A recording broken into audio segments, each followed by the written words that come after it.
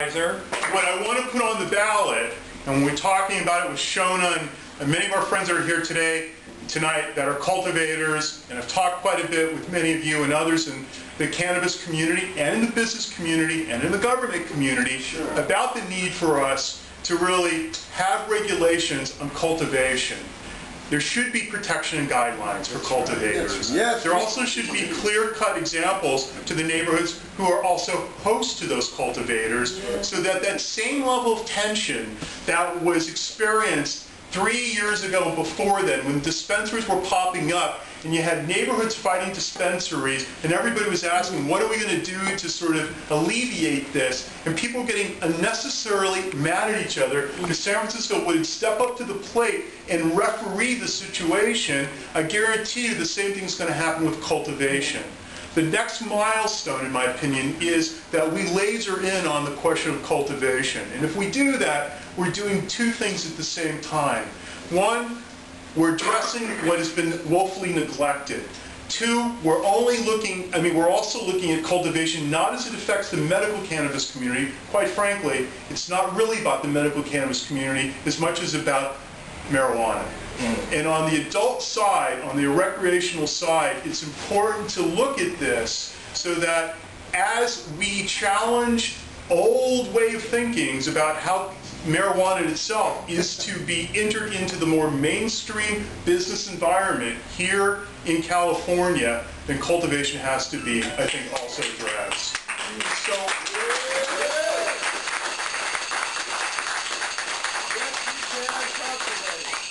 So for the June ballot tomorrow, we're going to have a hearing. It's at 10 a.m. I believe, and I invite you to come, please, and to testify on the need of, we should be able, for public safety reasons, I think for sensible guideline reasons, to put on the ballot a declaration of policy that says San Francisco should create regulations for cultivation and lead that towards taxation. And I say this because on the taxation question on cultivation, I say this because while there's a lot of talk about taxation on the point of purchase side, by taxing the cultivation side alleviates so many problems that cultivators, whether you pass the ballot measure in November, the state ballot measure, or Tom's measure passes the state legislature, none of that touches cultivation. And if we're able to touch cultivation, I guarantee you that will be a tipping point for the other 11 Prop 215 states in the United States and other states who are contemplating joining the Prop 215 states to start looking at a whole other area that they've been resistant to or intimidated to looking at because of the federal government. And if we're able to do this,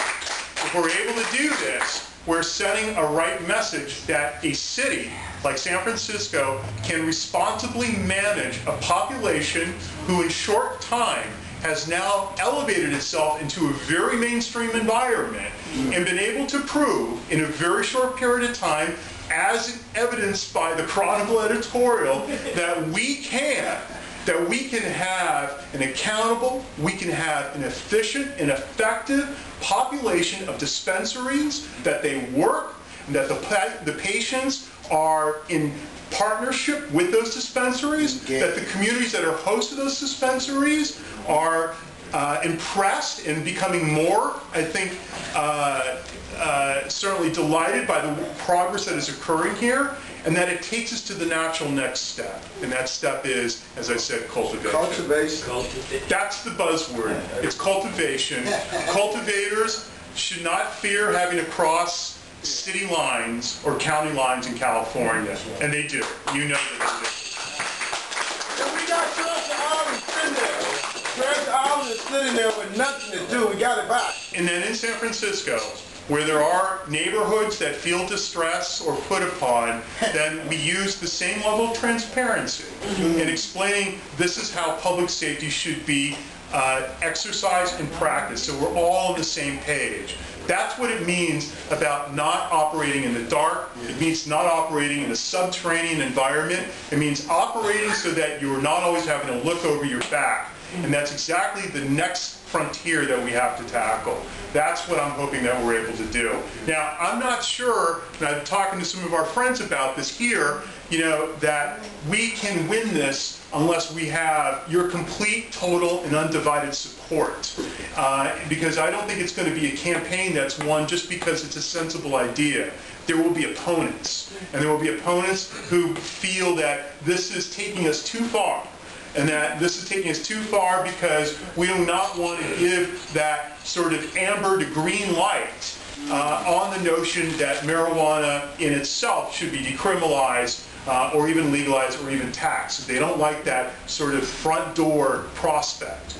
So I think it's important we tackle this. And that's what this campaign would mean in question cultivation and being able to regulate it. So thank you for your time very much. I'm more than happy to answer any questions. Rob has been up a long day, and I'm sure he has some appointments in the morning. I do. So if you guys don't mind, please let the man get out. 10 o'clock tomorrow. Ladies and gentlemen, Rob McMurray, y'all, supervisor.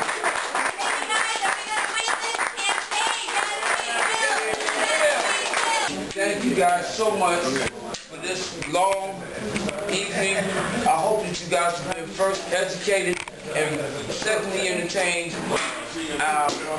Going out there, make a difference, and realize everyone in this room is black or brown. Good night, y'all.